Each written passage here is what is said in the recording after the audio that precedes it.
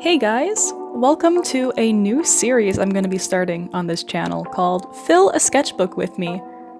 This sketchbook I have been working on for absolutely ages. It's been more than a year now, and I'm finally on the home stretch. I have just a couple pages left. And so I decided that since I've been lacking a bit of motivation and inspiration lately to finish it up, we're going to do a series together where we fill our sketchbooks together. So every episode I will give a prompt or an idea, and we're going to work through it together and make a spread. So as you can see there, I just have a few pages left and I'm so excited to finish this sketchbook. So for today's video, we'll be doing blind contour drawing. If you've ever taken a high school art class, I'm sure you have done this a million times. So what you're going to do is first find an object or a photo that you want to reference. I'm using some self-portraits, as you can see there. And we're gonna draw without looking. It's as simple as that. For this exercise, I would highly recommend having something physically in front of you that you can reference while you're drawing, because as wonderful as it is to draw from your imagination, this exercise is really beneficial for hand-eye coordination. So it's best to be looking at something while you're doing this.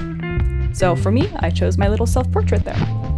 So then what you're gonna do is just draw without looking at the page. It's as simple as that. Just going over the contours of the image, just what the basic shapes you are seeing are. Don't worry too much about shading or any kind of details, just getting in the rough basic shapes, as you can see that I'm doing here.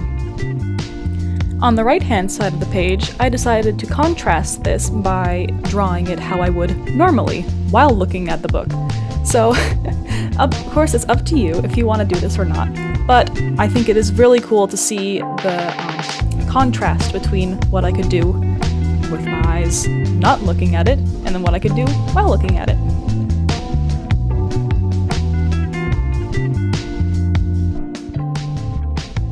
It's important to remember that a sketchbook is just that. It's a sketchbook. It's not a finished painting. It's not going to be hung in a gallery. So it's not important to make it look good, it's just important to, well, do it. Sketchbooks are for learning, experimenting, and growing as an artist. They aren't for finished oil paintings, no. Of course you can do that, and I know a lot of people do love doing that. And it is up to you, but it is important to have a space as an artist where you can just be free to try new things and see how they work out. So this isn't the best drawing I've ever done, of course not, but you know what? People post mediocre artwork on the internet all the time. Why don't I join them? So yeah, this was very quick, very sketchy. I think this whole page took me a total of like 25 minutes. So yeah, you don't have to take a long time on your sketchbook. Sketchbooks are just for seeing what you can do.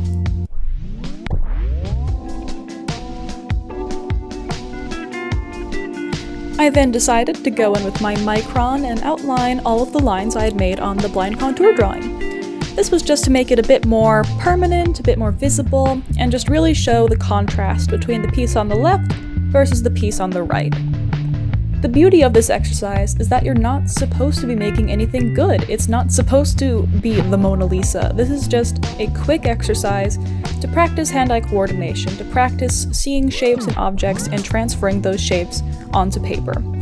It's a great exercise if you ever need a warm-up before an actual drawing, just to get your hand moving, to get your brain thinking about what shapes and lines are. I also went over my proper, I guess we'll call it a proper drawing with the micron, just to make it a bit more, continuous between the two pieces, just make a bit more cohesion in the spread. I didn't really have any plan for this spread going into it, other than I wanted to do a blind contour drawing. I decided to go over with pen, and then I went in with colored pencil today because I hadn't used colored pencil in absolutely ages, and I was feeling a bit out of practice, which I very much was. If you remember from my last couple of videos, I was talking about starting university, which was, something big going on in my life, so I wanted to share it. I started this page on orientation day when I still had time to do things. As of editing, this is now the end of week 3, and I have been just so crazy busy. But I found myself with a spare half hour this morning before my class starts, so I figured I'd get this edited, maybe try to post it today. But yeah, it's going well. I'm taking some art classes, and now that I've taken art classes, I've I've been learning how much I rely on contour drawing, like I did in this piece, and I'm trying to move away from that, but still, regardless, this is still a wonderful exercise, and I do highly recommend everyone give this a try at least once, whether or not you're an artist. It's just fun to do, and it is a good way to see improvement in hand-eye coordination if you do this repeatedly. So yeah, I went in with colored pencil here and just colored in my face, as one does. One of the challenges was obviously I'm out of practice, but another one was my tripod setup was definitely not ideal. So right around here I had to start reaching kind of around the tripod to color the hair because it was in my way. Yeah, I still haven't figured out how to optimize my setup for YouTube videos yet. I'm sure I'll get there eventually, but for right now this is the best I have.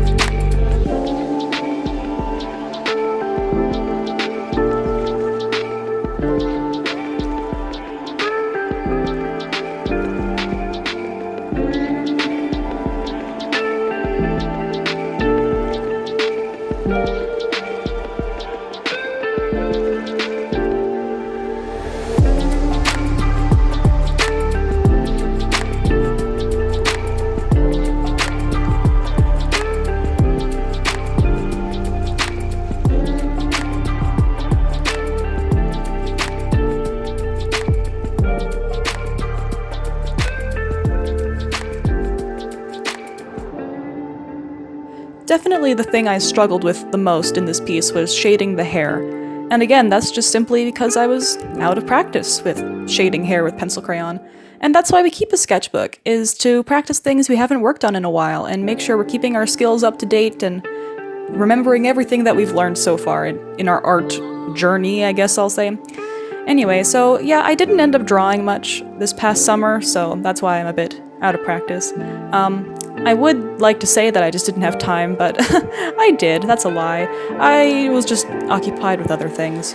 I was working a little bit, and then also I got a Switch for my birthday, so that inevitably took over my life for a bit there. So yeah, I was playing a lot of Animal Crossing and Breath of the Wild. I think you could see a couple Koroks when I was flipping through at the beginning there. Yeah, so that's what I was doing this summer instead of drawing, which now that I'm back into drawing for school has definitely made an impact. I'm not my skills aren't quite as polished as they were, but you know, Sketchbook, that's why we keep them, to update our skills.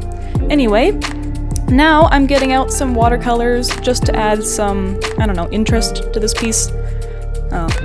Not that it wasn't that interesting before.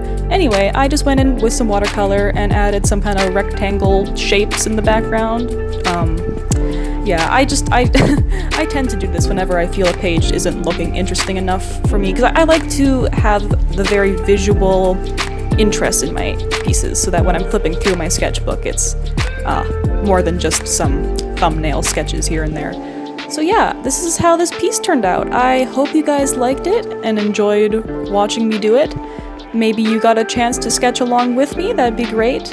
Leave a comment down below if you have done this and let me know how it turned out. I would love to hear if you're following along.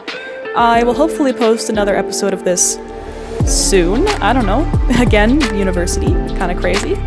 But yeah, this was really fun to film and it was good practice for me, so yeah, I'm not complaining at all. Thank you guys so much for watching, and I'll see you next time, whenever that may be. Bye guys!